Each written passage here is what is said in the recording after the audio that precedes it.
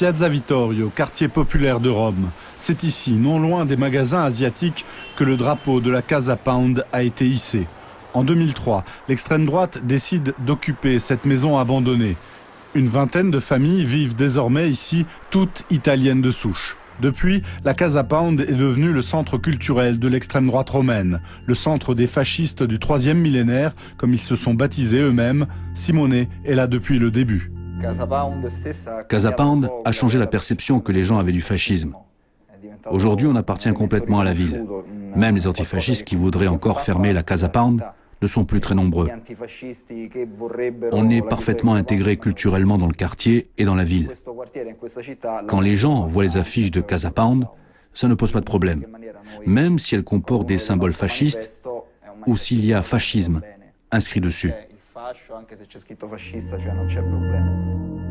Un langage visuel résolument choquant qui cible surtout les moins de 35 ans.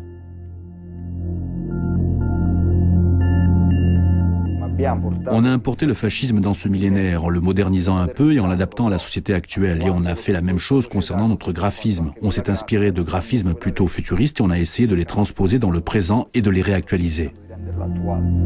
La librairie de la Casa Pound se situe à quelques pas de là. On y trouve la nourriture idéologique dont se gavent les fascistes du 3e millénaire.